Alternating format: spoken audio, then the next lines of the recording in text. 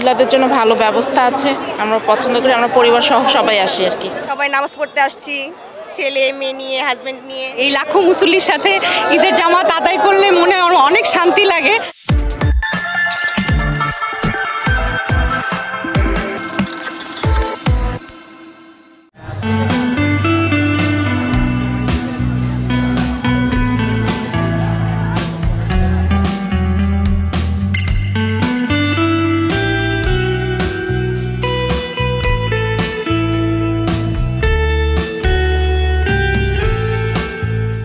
জামাতের নামাজ পড়াটা তো আসলে উত্তম, আর এই ঈদের দিনে সবাই একসাথে এক জায়গায় সকালেই হতে পারি, এটা আমাদের খুব ভালো লাগে, এই জন্য আসি।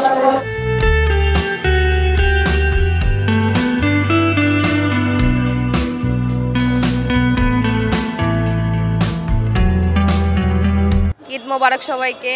আজকে সবাই নামাজ পড়তে আসছি, ছেলে মেয়ে নিয়ে, হাজবেন্ড নিয়ে। অনেক আনন্দ হয়েছে, তো সামনে আরও যাতে ভালো হয় সবার জন্য এই প্রত্যাশা। আর বাংলাদেশটা যেন আমাদের সব সময় ভালো থাকে, আমরা বাংলাদেশের মানুষ হিসেবে ভালোভাবে বাঁচতে চাই, এই দোয়াই সবার কাছে।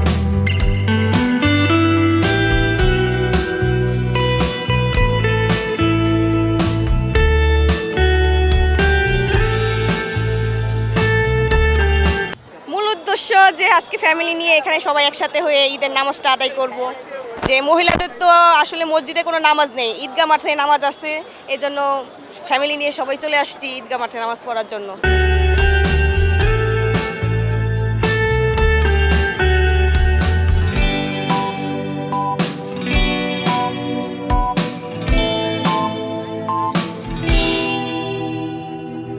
জীবনে প্রথমবার এবার এখানে এসে ঈদের নামাজ পড়েছি, খুব ভালো লাগছে। এই তো সবাইকে ঈদ মোবারক। শুকর আলহামদুলিল্লাহ, খুবই ভালো, খুবই ভালো। এত মানুষের মাঝে পড়তে পারছি নামাজ, খুব ভালো লাগছে।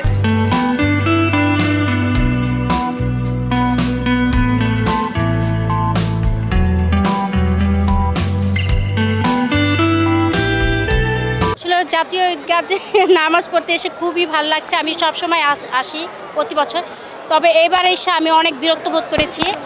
প্রচণ্ড গরম ছিল ভিতরে, শৃঙ্খলা বোধ নাই, গালিগালাজ হচ্ছে ওখানে। হ্যাঁ, গেট আটকে রেখেছে, গেট খুলতেছে না, মানে প্রচণ্ড ঝগড়া হচ্ছে ভিতরে, এবং গরমে আমাদের বাচ্চারা সব সিদ্ধ হয়ে যাচ্ছে, আমরা নিজেরও অসুস্থ হয়ে যাচ্ছি। মানে কি আর বলবো, দেশের যে অবস্থা, ব্যবস্থার একদম মানে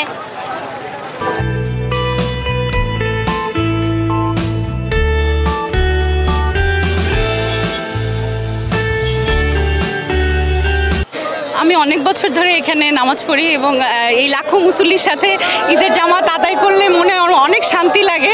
তো খুব ভোরবেলা উঠে যখন আসি, এইবার আমার এত ভালো লাগছে, এত মুসল্লি, বিশেষ করে নারীদের সমাগম, মানে রাস্তায় পর্যন্ত ভিড় ছিল, আপনি দেখতে পাচ্ছেন এই জায়গাটা একদম কানায় কানায় পূর্ণ।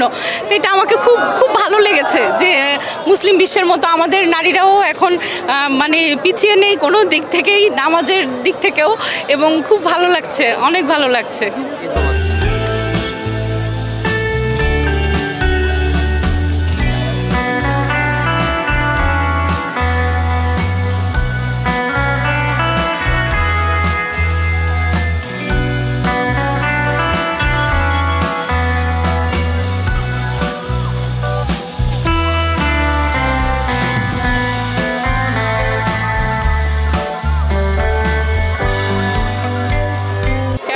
সবার সাথে নামাজ পড়তে এসেছি, কিন্তু ভিতরে যেতে হলে ব্যাগ রেখে যেতে হবে। তাহলে আমি ব্যাগটা কার কাছে রেখে যাব? আমার ব্যাগের নিশ্চয়তা দিব কে? আমার ব্যাগে মোবাইল আছে, আমার ব্যাগে দরকারি জিনিসপত্র আছে, কিন্তু এটার দায়িত্ব নিব কে?